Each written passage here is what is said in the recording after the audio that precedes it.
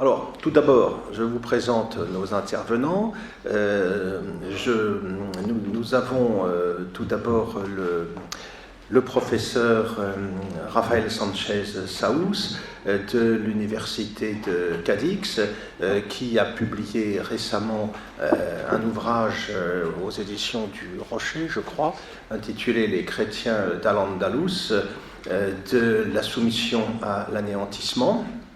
Nous avons aussi le professeur Serafín Fanjul de l'Université autonome de Madrid, qui a été directeur de l'Institut hispanique du Caire, docteur en études sémitiques, et le professeur Fanjul qui a publié aux éditions de l'Artilleur l'an dernier un livre qui a fait grand bruit, consacré au mythe d'Al-Andalus.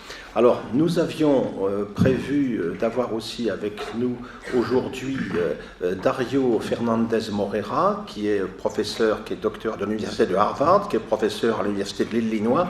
Malheureusement, pour des raisons de santé, il n'a pas pu faire le voyage pour nous rejoindre, mais il nous a envoyé sa communication qui sera lue tout à l'heure à la tribune par la secrétaire de l'Association pour l'Histoire, Evelyne Navarre.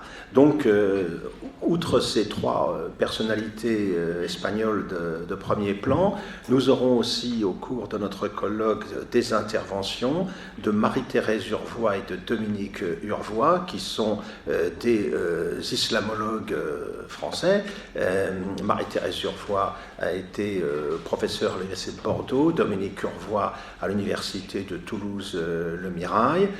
Ils ont publié récemment un ouvrage consacré aux miracles coraniques.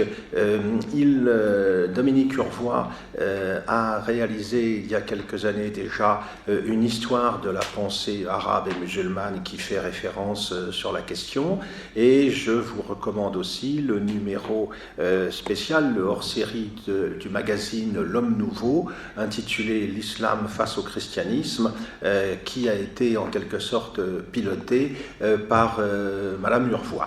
Je tiens à signaler aussi, bien sûr, la présence d'Arnaud Imatz, ici présent à mes côtés. Alors Arnaud Imatz, à l'origine, est un fonctionnaire international qui a eu une formation de sciences politiques, mais qui s'est reconverti dans l'histoire de l'Espagne.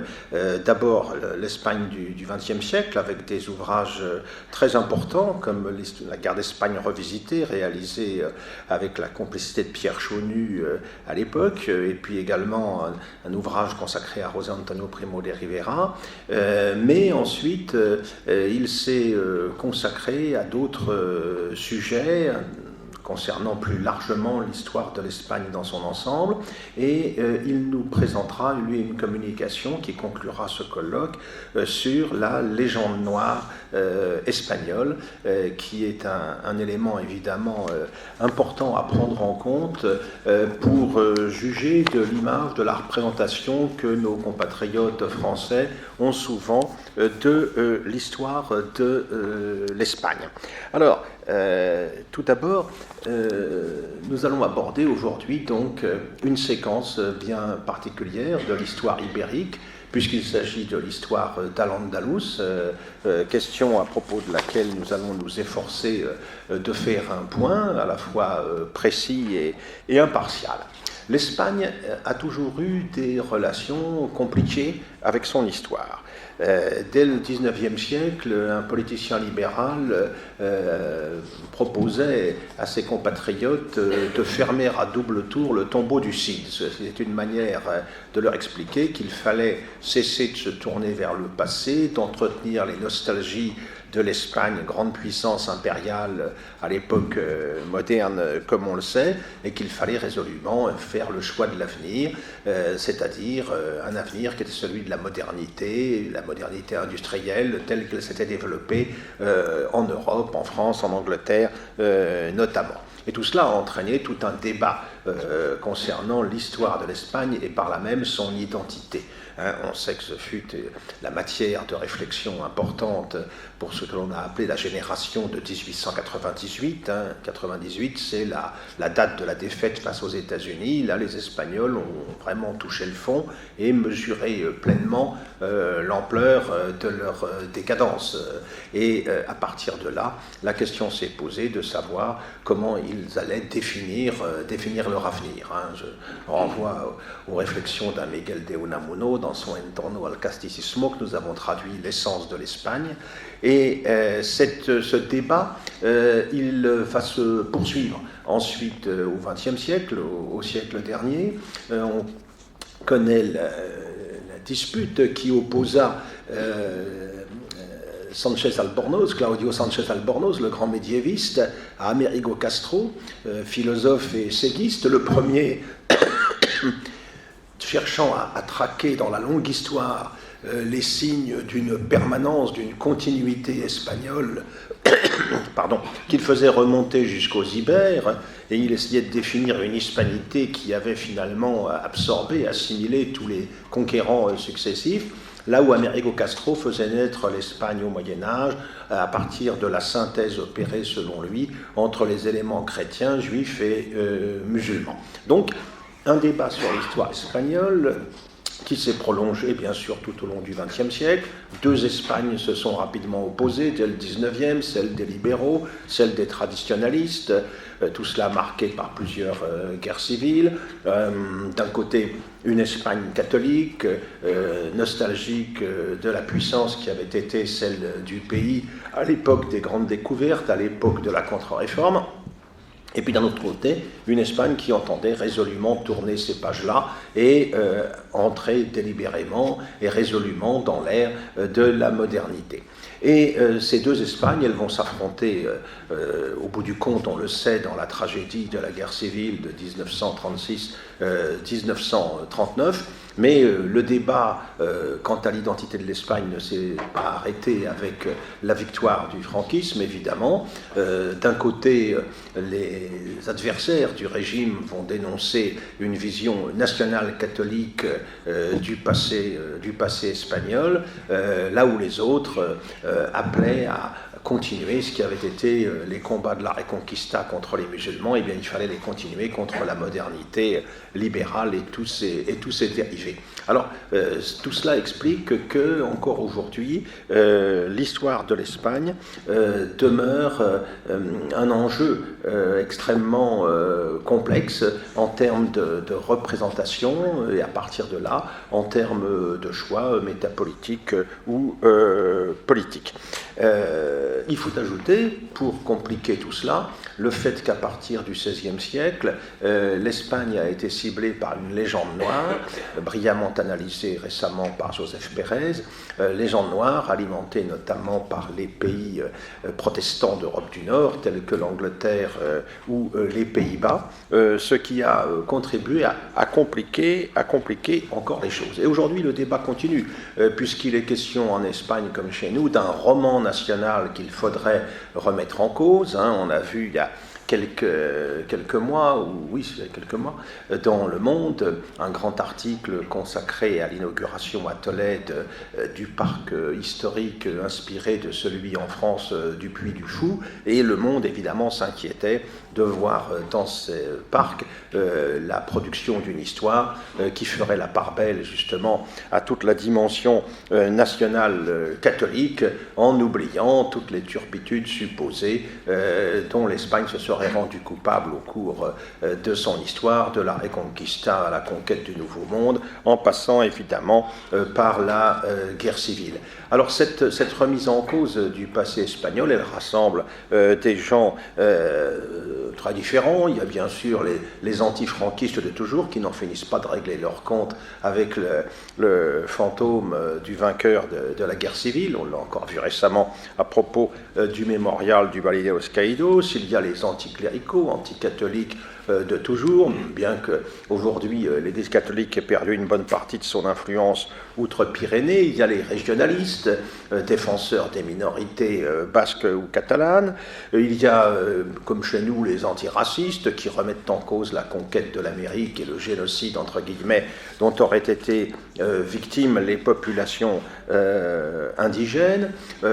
Tout cela correspond à une vaste entreprise de déconstruction qui nous est familière, puisque nous avons des choses tout à fait comparables en France, avec la dénonciation du roman national depuis la défunte Suzanne Citron, en allant jusqu'aux travaux de Boucheron aujourd'hui concernant l'histoire mondiale de la France. Alors, évidemment, dans tout ce débat, dans toute cette vision, dans toutes ces représentations, la question du rapport avec l'islam tient une place importante. En effet, on nous a vendu depuis maintenant pas mal d'années l'idée que la reconquête qui s'est opérée donc entre le 8e et puis le 15e siècle, que cette reconquête avait abouti à la fin de l'islam andalou et que cela avait été une véritable catastrophe perpétrée par les populations barbares du Nord, et une certaine nostalgie de ce qu'avait pu être Al-Andalus, présenté comme un paradis multiculturel, s'est rapidement imposé. Alors, on a déjà eu des phénomènes comparables. Dans les années 90, à l'époque des guerres dans l'ex-Yougoslavie, on nous expliquait que Sarajevo avait été une magnifique capitale multiculturelle à l'époque de l'occupation ottomane, ce qui évidemment paraissait difficile à accepter pour les populations serbes concernées.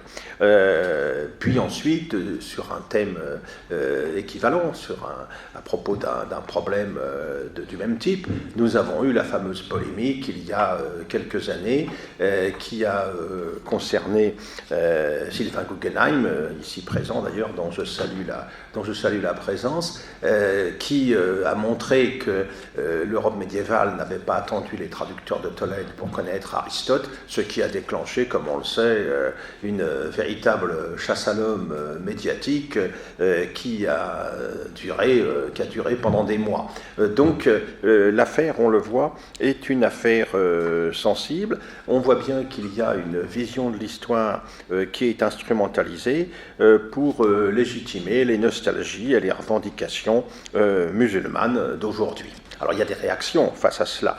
Notamment, on a réhabilité par exemple ce qu'avait été le royaume wisigoth de Tolède, victime de l'invasion musulmane, et que l'on présente souvent comme un royaume arriéré barbare. Il se trouve que parmi les royaumes dits barbares dus au Moyen-Âge, c'était sans doute le plus brillant. Il y a aussi toute la question de la Reconquista. La Reconquista qui, selon le titre d'un ouvrage paru il y a une vingtaine d'années maintenant, n'aurait jamais existé. Bon, il se trouve qu'entre le 8e siècle et la fin du 15e, il s'est passé quand même un certain nombre d'événements qui semblaient aller dans la même direction, même si, bien entendu, la Reconquista, c'est quelque chose, c'est une séquence historique complexe, qu'il y a eu des périodes où les relations pacifiques ont pu s'établir localement entre chrétiens et musulmans, où les musulmans ont bénéficié de la protection des monarques chrétiens. Les choses ont varié aussi en fonction de la nature du pouvoir musulman établi dans Al-Andalus. En tout cas, ce qui est certain, c'est que, comme l'a montré Joseph Pérez, la Reconquista n'est pas un concept qui a été inventé au XIXe siècle. Le terme apparaît tardivement, c'est vrai, mais il existait déjà avant. La Restauratio Totius Hispaniae de la tradition asturo-léonaise, ça correspond exactement à la même chose, même si le terme apparaît plus tard.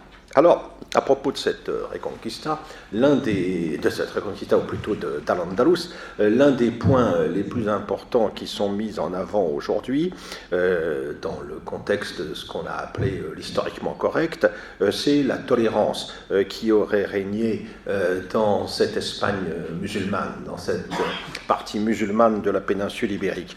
Alors d'abord, je n'insiste pas sur le caractère anachronique du terme à propos de l'époque médiévale.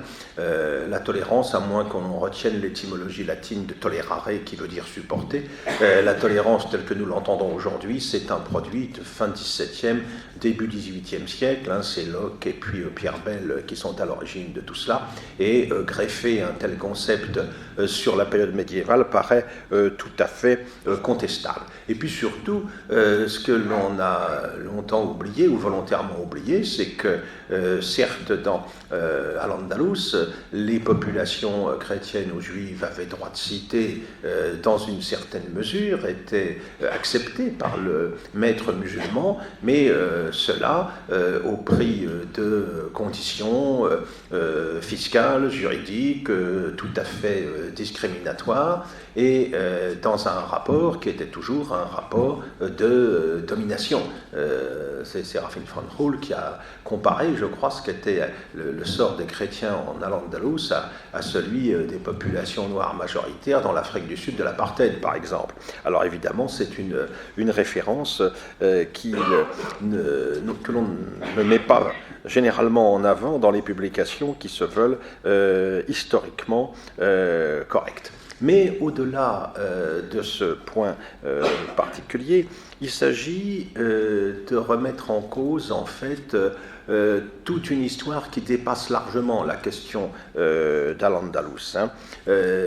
Aujourd'hui, nous sommes dans une société marchande en voie de mondialisation, portée par un projet multiculturel largement utopique, et tout cela risque d'être compromis par le réveil des peuples, inquiets des dérives de la modernité et des illusions du progrès. Alors, pour empêcher cela, eh bien, le déni du réel, le mensonge, l'oubli des faits, l'anachronisme sont régulièrement utilisés afin d'aboutir à une histoire épurée de tout ce qui peut remettre en cause le projet mondialiste et multiculturel que j'évoquais, fondé sur l'illusion d'une humanité débarrassée des déterminismes et du tragique qui sont le propre de l'histoire. Alors dans ce contexte-là, évidemment, le combat pour l'histoire apparaît prioritaire, et le cas d'Al-Andalus est évidemment un cas d'école. Alors, pour nous, de quoi s'agit-il et que voulons-nous faire? Eh bien, mettre en œuvre un récit historique impartial, débarrassé des oukases moralisateurs de l'idéologie dominante. Tout cela pour construire une vision permettant, en ce début incertain du XXIe siècle, de définir clairement notre identité et de penser au plus juste et au plus près l'altérité des autres. Tout cela pour permettre l'émergence d'une coexistence des civilisations fondée sur une connaissance exigeante de l'histoire et sur un projet préservant l'identité des grandes cultures historiques. Ce sont les socles, en effet, sur lesquels il sera possible de construire un modèle de relation permettant de surmonter au mieux les antagonismes hérités du passé et de faire valoir le meilleur des différentes grandes cultures humaines. C'est tout cela le sens de notre action, c'est ce que nous voulons faire en organisant cette rencontre, car nous savons que la vérité est la condition nécessaire de la lucidité. Lucidité elle-même indispensable pour comprendre l'histoire et relever le défi d'aujourd'hui. Je vous remercie de votre attention.